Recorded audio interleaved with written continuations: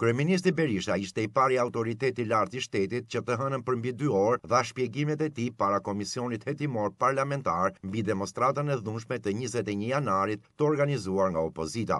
Berisha ju referua 17 doktrinave të grushtit të shtetit për të përsëritur edhe një herë qëndrimin e tij. Puçi u parajmërua gjërësisht nga Rama, Ruçi dhe Gjinushi. Grushti i shtetit nuk erdhi si një rufeni që të hapë. Ai ka patur skenarin tipik puçist, i cili filloi me montimin falsifikim e një video nga Edvin Kristaq Rama.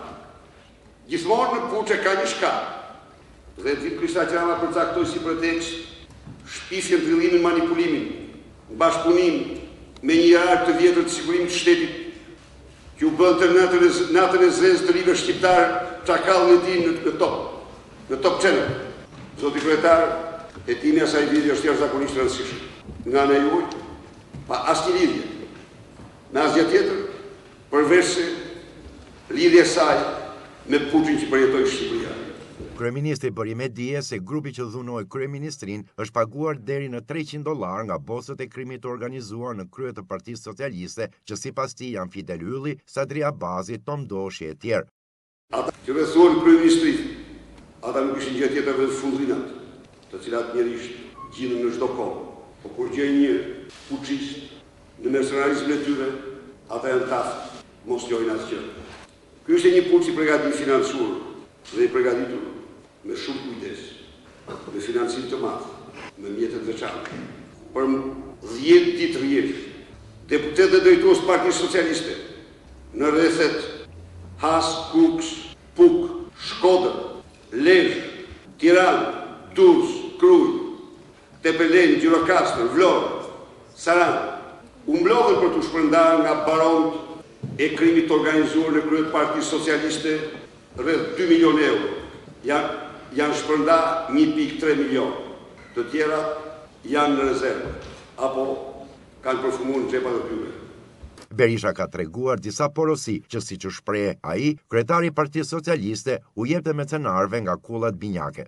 Deputet kryesor të kësaj partie urdhëroni me telefon nga lokalet e Fidelit. Përpara, eci, mos keni frikë, të shtënat janë me fishek manovre, ju do fitoni. Dhe generali tjetër që pyeste, tu çojmë tani kallashta apo me morë. Tek Tajvani, një makinë veçantë ishte e mbushur me dritorë, kallëpe 400 gram, të cilat u shpërndan terroristëve dhe i hudhën ato në mënyrë më të përsëritur kundër gardes dhe policisë së shtetit. Makinat me Kalashnikov ishin afër. Edi Rama qëndronte në krye të komandës. Berisha vlerësoi kërkesën e komisionit hetimor për tabulatet telefonike që ka kërkuar për disa drejtues të institucioneve shtetërore, krerëve të opozitës dhe gazetar. Keni bërë një akt shumë të përgjegjshëm, kërkuat tabulatet. Dhe ndimet e tyre ndaj një akt më normal i ka tronditur dhe meritur puçistë, sepse në ato kontakte janë të gjitha lidhjet e tyre me krimin. Në ato kontakte qëndrojnë të gjitha lidhjet e tyre me puçin. Kryeministri kritikoi qëndrimin e shërbimit informativ, presidentit dhe prokurorisë së përgjithshme lidhur me këtë ngjarje. Ajo që është e papranueshme dhe që kërkon një hetim thellë nga ana e juaj është fakti se shërbimi informativ kombëtar nuk ka sjellur asnjë informacion më të vogël. Cili është shkaku dhe arsyeja? Çfarë ja lidh syt dhe i shkurdhoi vesh këtij shërbimi? Kjo çështje meriton hetim të plotë.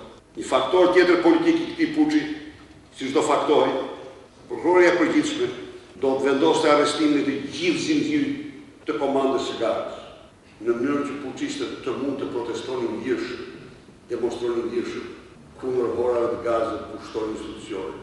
Nga prokuroria e shtetit njoftoi mua se ky është urdhër direkt i prokurorisë së përgjithshme në bashkëpunim me kryeën e shtetit. Në deklaratën që kryetari i shtetit kishte lëshuar në masditën kulmin e agresionit ndaj Këshillit të Ministrave, shkencësia e tij nuk citonte asnjëherë të vetëm fjalën shumë. Presidenti Rodrigues i kërkonte të gjithë faktorëve të negociacionit për të qetësuar dhe muslimës. Çfarë ja lidh syt aty? Dhe që nuk pa dhunën që pa në gjithë shqiptarë kundër një institucioni kushtetues. Kjo është çështje të cilën ju do ta hetoni.